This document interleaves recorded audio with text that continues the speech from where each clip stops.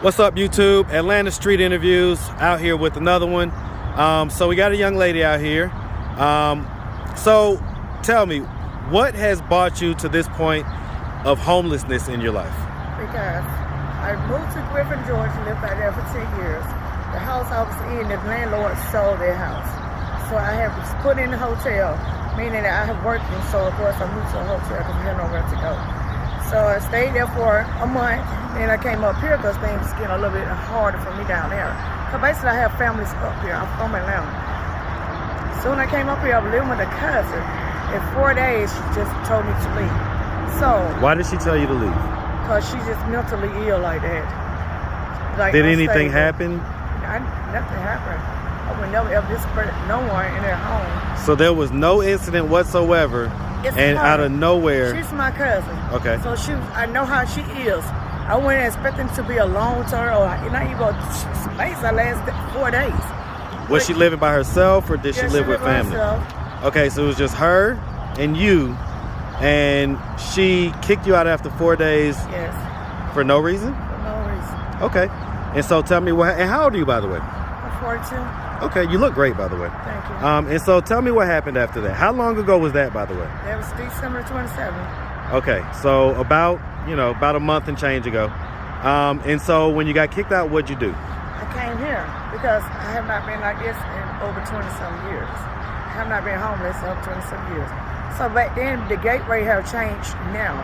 To my understanding, I thought it was still the same because when I'm Googling everything, stuff like homeless shelters, and I'm calling, and no one basically answer, or if I did talk to someone, they told me that due to the COVID outbreak, they're not doing intakes, none of that. And it's been like a month and a half. Well, a month has changed. It's difficult now. But I see men out here, I seen a woman out here, she's somewhere else, so she was homeless. And they help her with a voucher to a hotel or a voucher to get somewhere to stay. I applied for the housing authority, but I'm also seeking help. So I called the Congress. That's where I thought they could help. So just hold on real quick. I want to put a pause in it real quick. I want to reroute the conversation for my viewers. So let's just start from the beginning. Where you say you're from Atlanta? Yes. Okay, you were born in Grady? Yes. Okay, he's a Grady baby.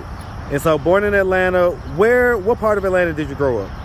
East side. East side, Decatur to be exact? Yes. Okay. And so you grew up in Decatur. Did you have both your parents in the house growing up? No. You say yes, no? No. No? Okay. So it was just your mom? Yes. Okay. And did you have any siblings? A brother. Okay. Older or younger?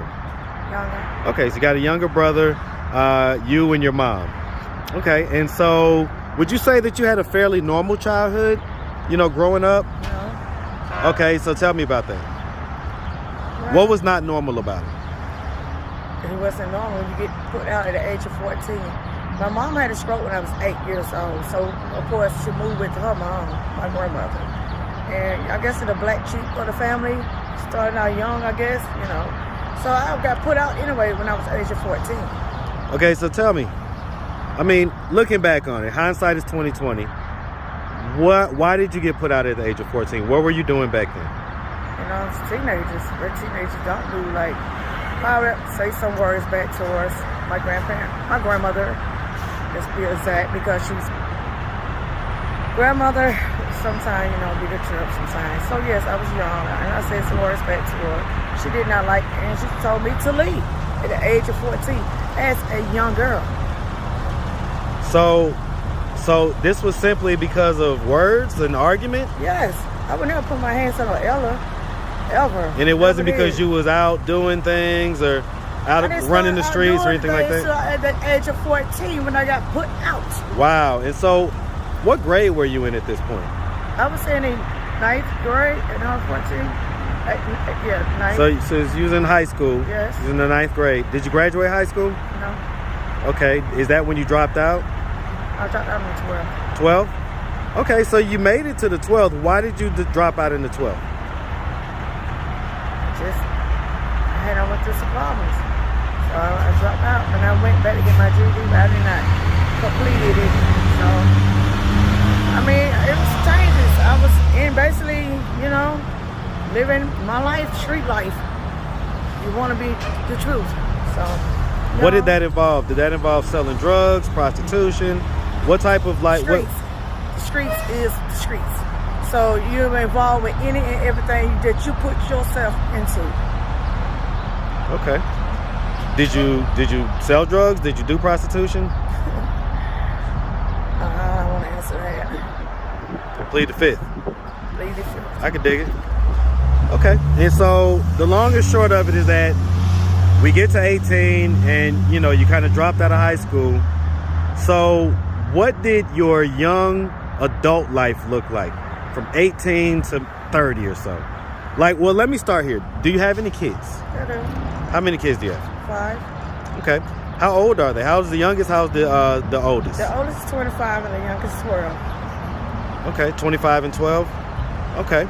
And so any of the kids that are still minors, where are they living right now? Oh, that's with my husband, sister, and him. That I will not want them out here. Okay, so you're married. Yes. Okay. And how long have you been married? 17, 18. I think this year will be 18. But we've been separated for like 6, 7 years. So you've been married for coming on 18 years, but you've been separated for 6 or 7. Yes. Why did you guys get separated? Arguments, just fighting a lot. So yeah. Did you leave or did he leave? I left. And so, is this the only father of your children, or Yes. do you have? Okay, so he's the man that fathered all 4. 5. Okay, all 5. I'm sorry, I apologize. And so, you decided to leave just because of, I guess, arguments? Yeah, fighting. You know, I was young too. He got me like 17 and a half. I still want to live life. I had it. So, you know, I was young. So, it is what it is. But, you know, he allowed me to do it, so it is. He allowed you to do what? Whatever I wanted to do. Which was what? Tell me. What kind of things? Street life. So he allowed me to do it. I was hanging out, going to clubs and things, you know. For he having me 17 and a half years, of course, I still had life to live. How old was he at the time? He was 35. And you were 17? Yeah. Okay. And so you guys have 5 kids together? Mm-hmm. Okay. And so how many of them are still minors? 2. Okay. And they live with him? Basically, they live with his sister. Yeah. He be there because it's his sister. When was the last time you saw the kids? I haven't seen my kids like until October. How does that make you feel? I mean, I call them, I talk to them, and you know, that's what I can do. I don't want them out here in these streets, so I call them, I talk to them. Yeah, I feel horrible, I feel sad, you know, because I mean, I miss my kids, so of course I'm a mother. But for me to be out here like this, and I'm trying my best to seek help. You asking me about my basic life. I'm homeless, and I've been trying to seek help, and everyone had turned me down for the month, and then it changed. That's sad. Seriously. So we go to a warmer shelter. I don't have jobs, interviews, and everything. Can't go get a job at this point, at this moment, because when you go to a warmer shelter, it's only from when they get 20-something below. Then in the morning, they kick your ass out with your luggage and everything. So have nowhere else to put my luggage. So basically just walking around and trying to do what you can do and see what decision they making to land someone in, or you know, and I ain't helping. I did an assessment, all of that. No help. No, I ain't have not been assigned to a case manager. So let me ask you this. Is it not possible for you to go live where your kids live, the minors? Oh yeah, it's not possible. Why not? Because his sister don't not like me. And for Why? some reason, I don't know why. She never did. It is what it is. Have you guys ever had any fights or We had a little argument. It wasn't at the bed to me. no physical fights or anything like No. that? That's her brother, so of course she love her brother. And so she's willing to take care of the kids, but she's not willing to take you in. Have you asked? No, I did not ask. What's the point of asking when she gonna just say no? Well, I mean, I think some people would say the point is, her. I think some people would say the point is because right now, the way you just described your situation sounds pretty bad. And so it sounds like that would be a better situation, and that maybe just maybe put a little pride aside, that you don't know what the answer might be. You think you know, but maybe she, would feel empathy and not want you to be homeless. So she'd rather see you on the streets? Yes. And what about your husband? He going through the same thing, just basically he ready to move too out of there. So he just found him a job. So he been working for like a month. And, I guess he's trying to move. So I'm just being patient. And so once he gets squared away, you'll move back in with him? Yeah, with my kids and him, yes. Okay, so get the family back together. Well, I'm trying to do that too, but I feel like it's you homeless from now. What am I supposed to do? Like, it's still the same thing. So, it's just hard, it's difficult. Everybody keep talking about the COVID outbreak. Huh. And so, on the off chance that any of your family members see this, do you think that they will want to come and get you and not have you homeless? I'm sorry, what'd you say, the motorcycle? Them because a majority of my cousins here, and they have families also, they all turned me away. No, so. Why have they turned you away? What did they say? No, they told me they could not help me. What? But half of them say they had no caught the COVID. We don't want you to be around. Want you to be around here and get sick or whatnot. Cool. That's turning me away. So I have not called them for what? If I'm telling you, explaining my situation, it is what it is. And I understand that. I'm a grown woman. They have their family themselves. They are not obligated to help me at all. So that's why I'm searching for help from the states that I was born in, but there's no help either. Let me ask, and so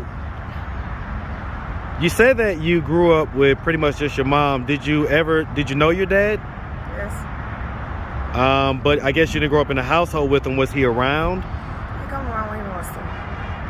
Okay. Is it not possible to go live? Does he have a situation you can live in? My mom and my father are both deceased. My grandmother is deceased. So basically, it's no one that I can go to basically for mom and dad or grandmother. Okay. All right. Well, listen. We appreciate you answering all of our candid questions. We definitely wish you nothing but the best out here. We hope you're not out here too much longer anyway.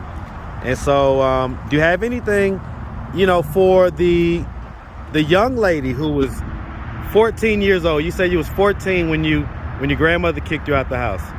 For the young lady that's 14 years old, that's feeling herself, that, thinks that she's whatever, grown and all that like that, what advice would you give to her? What advice would you give to yourself if you could go back to that 14-year-old girl? Respect your elders, because some families are not like mine. You might have a great parents or grandparents, and it's always be the teenagers, It's because we are growing up, and of course we're going through our teenage thing. So just respect your elders, stay in school. That's all I can say. All right.